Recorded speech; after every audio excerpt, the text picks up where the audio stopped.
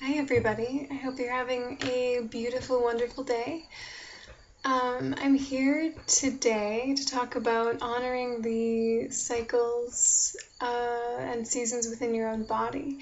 And I wanted to start by talking about the moon cycle. And I'm speaking from my own perspective, so I'm going to speak to a woman's perspective on this. But again, it's just my own personal one. And this video is for everybody. It's not a women's only thing. Anybody who wants to watch and learn from this, because we all go through cycles and seasons and we're all affected by changes in everything, the planets, the earth. So my journey with understanding my body and its own cycles started a couple of years ago. And I was feeling really disconnected from being a woman, and I started just wondering, okay, why am I incarnated as a woman? What am I meant to learn? It didn't really feel at all a part of my identity, and I also felt kind of disconnected and almost in awe of women.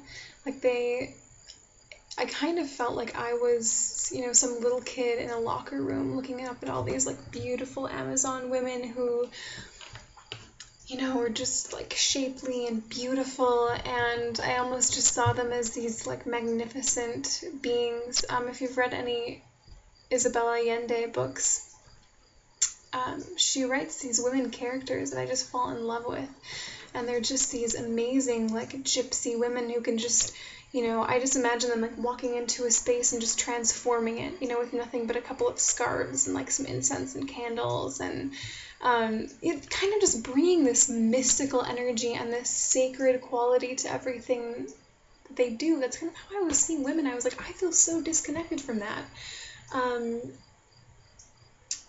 And I wanted it. I wanted to connect to that.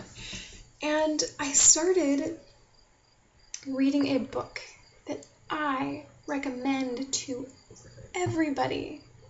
And if you are a woman looking to connect with herself and her moon cycle, read Shakti Woman by Vicki Noble.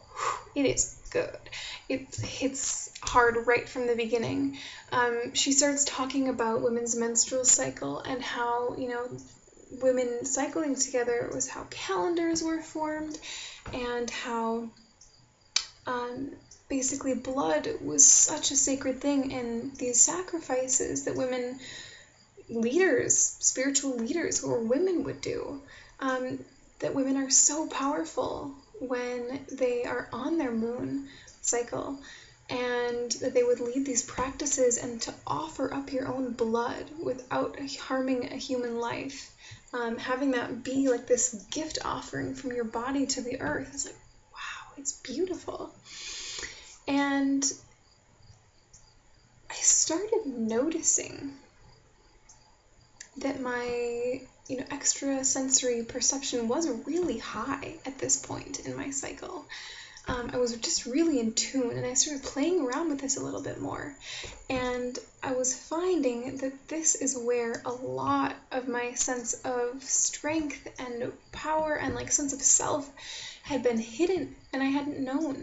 I mean, if you fast forward to our modern times, I think we're all so interested in reviving this, the Red Tent movement. Look into that if you're interested. In bringing ritual and, sanctity into our lives, into what we do. I grew up in the same, American culture where periods are something that you're supposed to be ashamed of. In the Bible that I grew up reading, you are not supposed to touch a man. In the Old Testament it says this when you're on your period, and women can't be, in spiritual leadership roles. It's basically the complete stifling of what was happening before, entirely just smothering of the power and the purity of what's going on. And so I had, this similar attitude of it's whatever, it's this monthly inconvenience. Well, I started connecting with it more and seeing it as a really powerful thing. That it was moving me out of my comfort zone in the most powerful way. and it was bringing front and center what I needed to release. If you look at it energetically, what's happening is your body is shedding its like innermost part, and the part of your womb, which is something that nourishes life, you know? And you're shedding that. Shedding skin, shedding blood, which is this, wonderful, nutritious energy. And you're releasing it. You're releasing what you don't need anymore. And there is something so powerful about releasing what you don't need, because it instantly makes room for something else. And also being uncomfortable demanded my attention. And I actually came to look forward to my period, my moon cycle, because it could do something for me that I hadn't learned how to do without it, which is to put myself as my number one priority, because my body would be dealing with all of this going on, and my focus was really in taking care of myself and treating myself well and making myself comfortable, and drinking tea and, resting and listening to things I enjoyed, or just being quiet, or, hot water bottle on my, abdomen, whatever it was.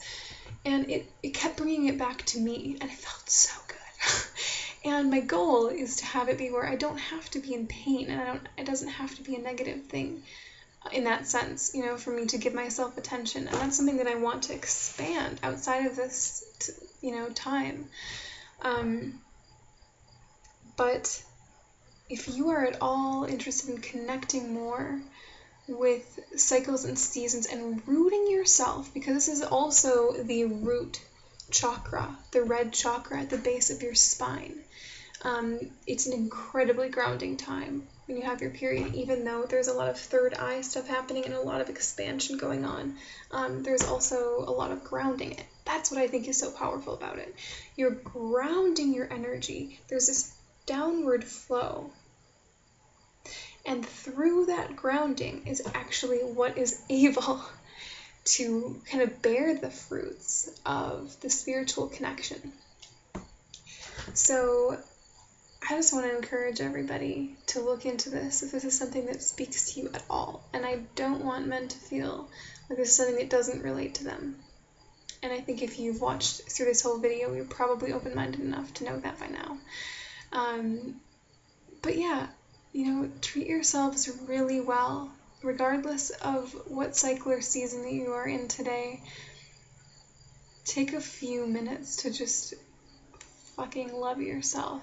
Treat yourself to something wonderful and see what happens. Thank you for watching. Have a wonderful, beautiful, blessed day.